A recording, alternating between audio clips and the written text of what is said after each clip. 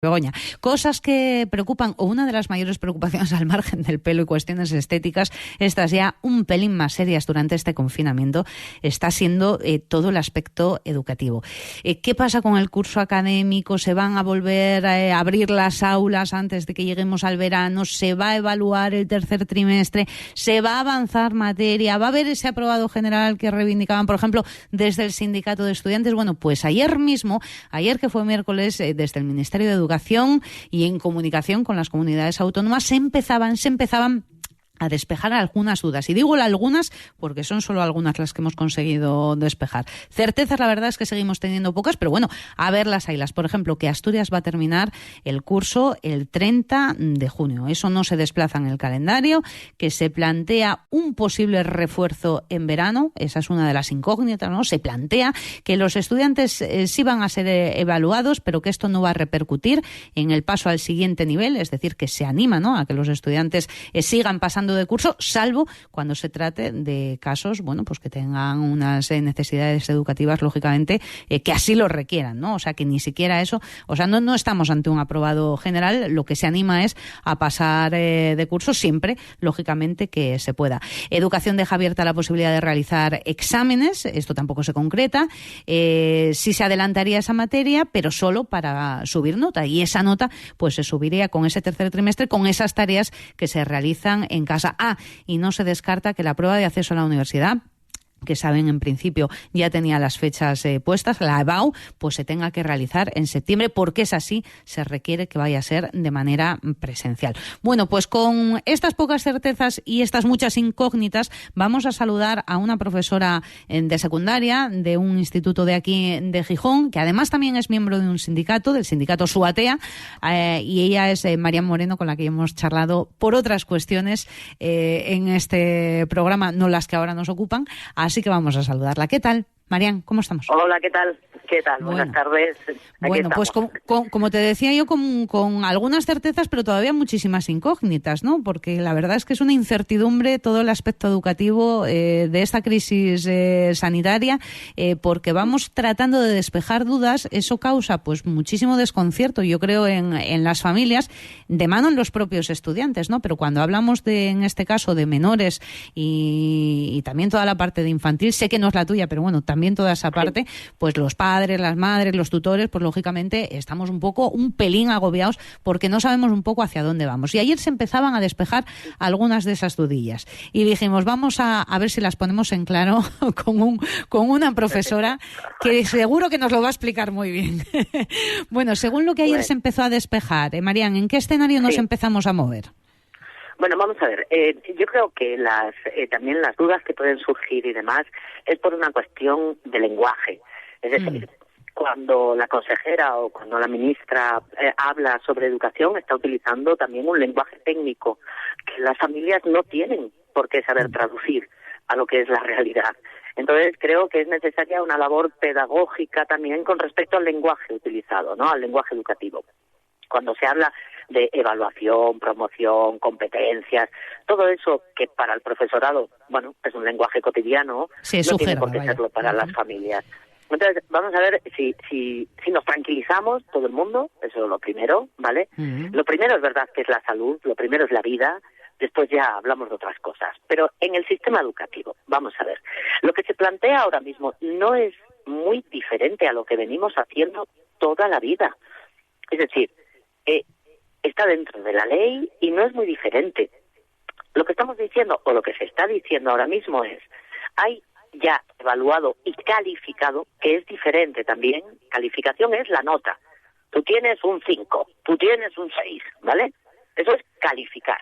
Evaluar es, esta nota significa que tienes carencias en esto, que tienes que mejorar en esto, que estás muy fuerte en esta otra parte de la asignatura. Eso es evaluar, ¿vale? Por decirlo de una manera clara, evaluar educa. Calificar, en mi opinión, no sirve para nada. Es decir, es una nota, es algo indicativo para las familias, un 5, un 6 o un 10, ¿vale? Entonces, siempre llevamos toda la vida evaluando en el sentido y haciendo informes también, esos informes que se dicen ahora, en caso de que tengan que repetir, habrá que hacer informes. Perdone, antes no lanzábamos las notas así como así, siempre se han hecho informes. Entonces, ¿cuál es la situación hasta ahora? Hasta el 12 de marzo, nuestro alumnado está evaluado y calificado. Es decir, tiene el numerín, ¿vale? Tiene la nota. Tiene la nota, ¿sí? Y tiene la evaluación, tiene las dos cosas. Y sí. tiene también las carencias y sus fortalezas para continuar los estudios en un tercer trimestre que nadie pensaba que iba a ser así, ¿de acuerdo? Ya.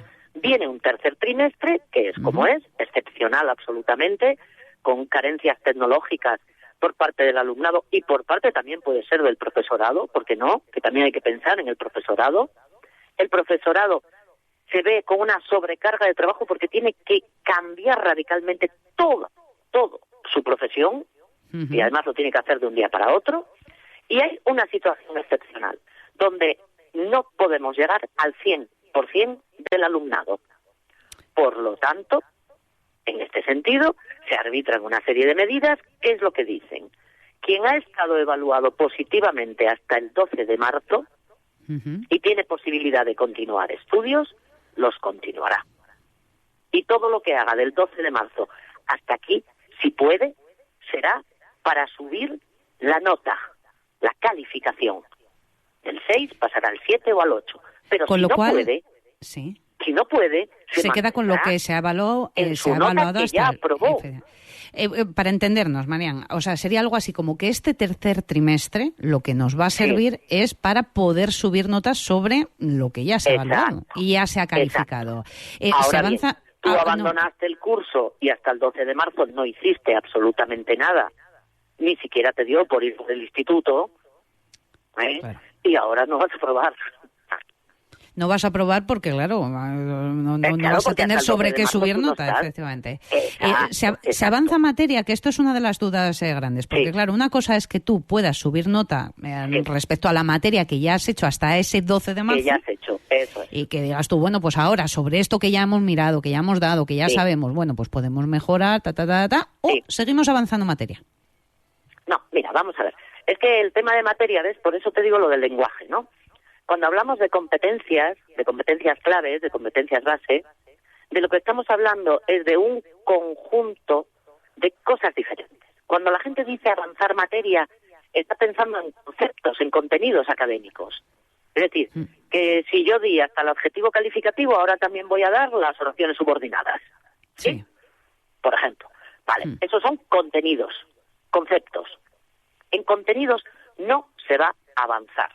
¿En qué vamos a avanzar? No solo en repasar contenidos anteriores, sino en todo aquello que supone la enseñanza, que no son conceptos o contenidos. Por ejemplo, resumir textos, hacer estructura de un texto, hacer un comentario crítico sobre un texto o sobre un programa de televisión o hacer lectura comprensiva. Es decir, todo aquello que se englobaba antiguamente en procedimientos y en actitudes.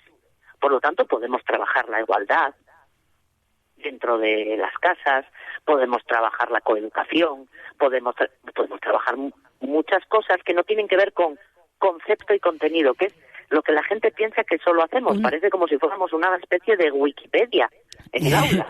Una última preguntina. Una última preguntita, Marian, que se me va el tiempo y no quiero que se me pase esta pregunta. ¿Hay cursos más sensibles que otros? Quiero decir, no es lo mismo que esto te pille un cuarto de eso. Quiero decir, o sea, hay cursos, lógicamente, que son los pasos, ¿no? Y los cambios, digamos, al siguiente nivel, para que nos entendamos todos, que son más sensibles que otros. En esos cursos se va a tener especial cuidado, ¿no? Claro. Y bueno, es que aquí es donde viene la exigencia también, en este caso, por parte del sindicato SOATEA.